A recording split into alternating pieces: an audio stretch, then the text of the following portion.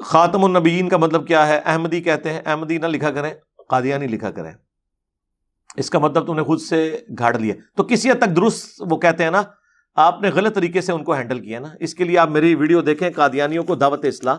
قرآن میں جو لفظ ہے وہ خاتم کا ہے، اور خاتم کا جو معنی وہ بیان کرتے ہیں وہ معنی درست ہے، اس کا جو فہم لیتے ہیں وہ غلط ہے. خاتم کہتے ہیں مہر کو. ہمارے نزدیک سیل آف پروفٹ یہ ہے کہ آپ نے ایک خط لکھا، اس کے بعد اس پہ سیل لگا دی. کیا مطلب؟ اب اس میں کوئی چیز داخل نہیں ہو سکتی، یعنی اور کوئی پیغمبر نہیں آ سکتا. وہ کہتے ہیں خاتم کا مطلب یہ ہے کہ رسول اللہ کے بعد بھی اگر کوئی امتی نبی آئے گا حضور کی مہر سے آئے گا. اب انہیں کہیں کہ یہ جو تم نے مانا لیا ہے، یہ اس کو سپورٹو کون سی آیت اور حدیث ہے؟ آیتیں تو کوئی نہیں ہے، حدیثیں بھی ان کے خلاف ہیں. بخاری مسلم دونوں میں حدیث ہے کہ میری اور اگلے انبیاء کی مثال ایک عمارت کی سی ہے جس میں صرف ایک اینٹ لگنے کی جگہ باقی ہے. جتنے لوگ گزرتے ہیں اس عمارت کی تعریف کرتے ہیں اور ساتھ یہ بھی کہتے ہیں کہ یہ ایک اینٹ لگ جائے نا تو یہ عمارت مکمل ہو جائے گی، اور وہ ایک اینٹ میں ہوں.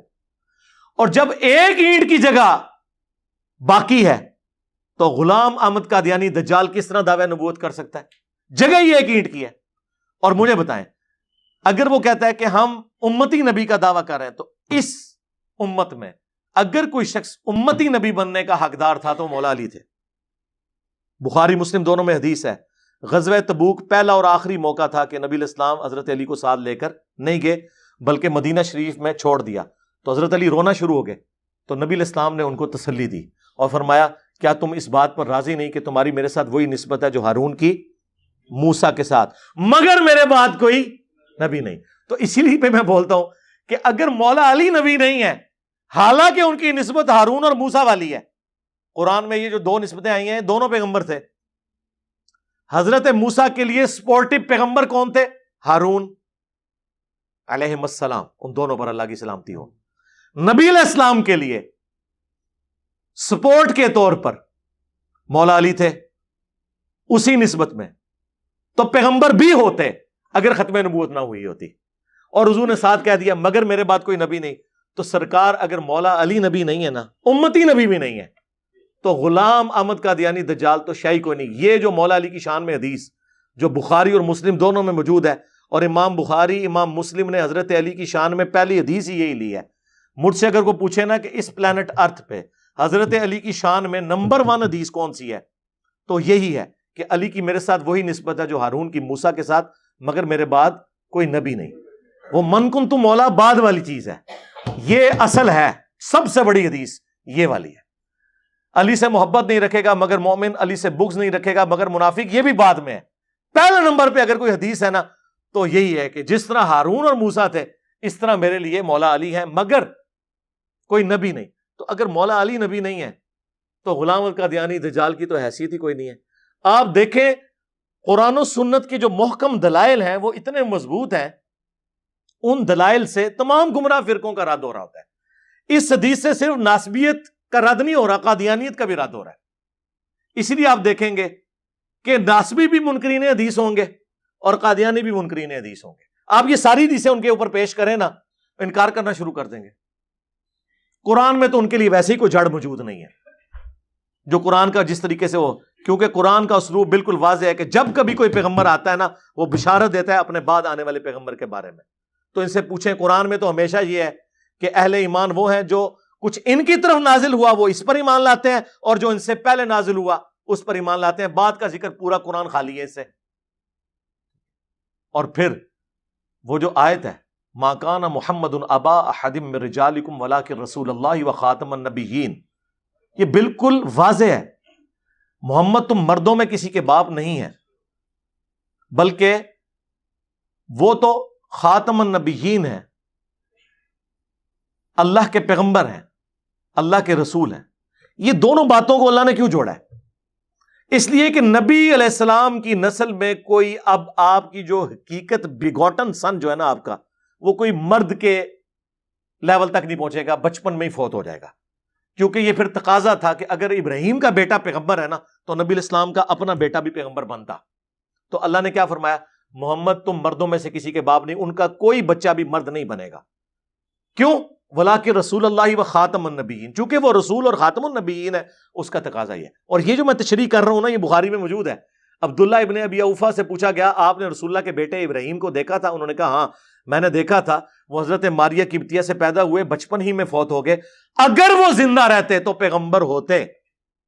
وہ قادیانی کہتے ہیں دیکھیں اس سے پتہ چل گیا کہ نبوت جاری ہے۔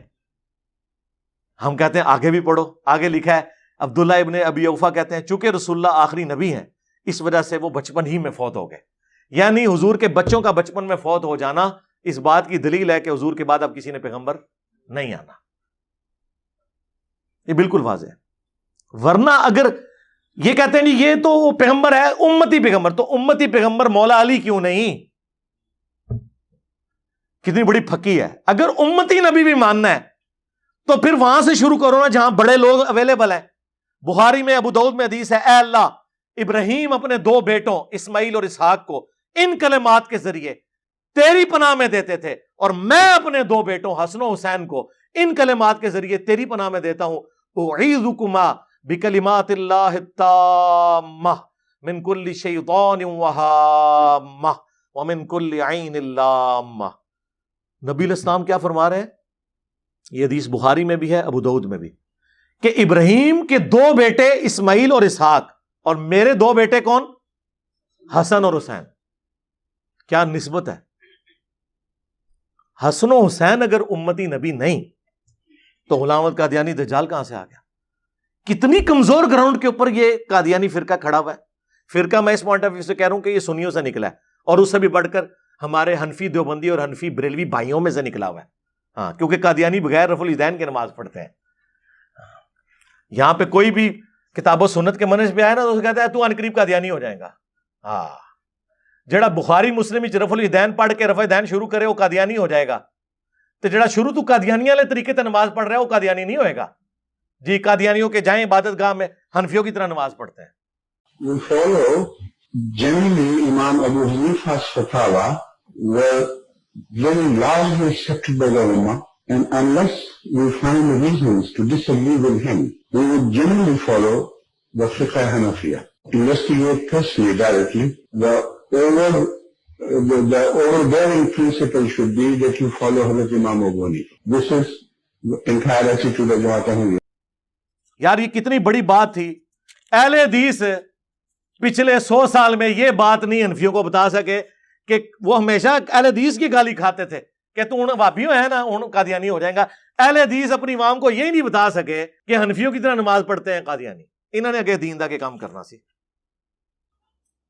ختم نبوت کے اعلان کے بعد اگر مگر کی گنجائش رہ جاتی ہے، اگر میرے بعد کوئی نبی ہوتا، جی اگر مگر اس لیے ہوتا ہے کہ سمجھانے کے لیے ہوتا ہے، یہ جیسا کہ بخاری مسلم میں حدیث ہے علی کی میرے ساتھ وہی نسبت ہے جو ہارون کی موسیٰ کے ساتھ، مگر میرے بعد کوئی نبی نہیں، تو بتا دیا۔ قرآن میں موجود ہے قل ان کان للرحمن ولد فانا اول العابدین، بالفرض اے نبی تم فرماؤ اگر رحمان کا کوئی بیٹا ہوتا تو میں اسے پوج رہا ہوتا۔ اب یہ اگر مگر کی ضرورت تھی جبکہ لم یلد ولم یولد نازل ہوا ہے پھکی۔ قل ان کان للرحمن ولد فانا اول العابدین، اے نبی تم فرماؤ اگر رحمان کا کوئی بیٹا ہوتا تو میں بھی اسے پوج رہا ہوتا، یعنی عیسیٰ ابن مریم بیٹے نہیں ہیں۔ تو یہ سمجھانے کے لیے ہوتا ہے، اسے کہا جاتا ہے تعلیق بالمحال، ایک محال چیز کے ذریعے مثال بیان کرنا۔ اسی کے تحت میں نے کہا تھا نا یارا کہ اگر قادیانی مجھے مسلمان مان لیں تو میں انہیں مسلمان کہہ دوں گا، لیکن یہ ہو نہیں نہ سکتا۔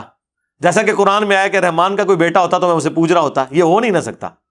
اور یہ بات اس لیے کی جاتی ہے کہ جو ہمیں غلام احمد قادیانی کو دجال کہتے ہوئے بھی کہے کہ ہم مسلمان ہیں تو اس کا مطلب ہے کہ وہ ہماری بات کے ساتھ ایگری کر رہا ہے کہ اس کا جو کلیم کیا ہوا شخص ہے وہ واقعی دجال ہے، کیونکہ نبی کا انکار کرنے والا کوئی مسلمان نہیں ہو سکتا۔ اسے تعلیق بالمحال کہا جاتا ہے، اور یہ ہمیشہ سے تعلیق بالمحال کے ذریعے سمجھانے کا سلسلہ قرآن میں، احادیث میں، فقہا کی کتابوں میں رہا ہے، لیکن صرف اس لیے کہ ان کے ناموں کے ساتھ انجینئر نہیں آتا تھا وہ بچ گئے۔ ہاں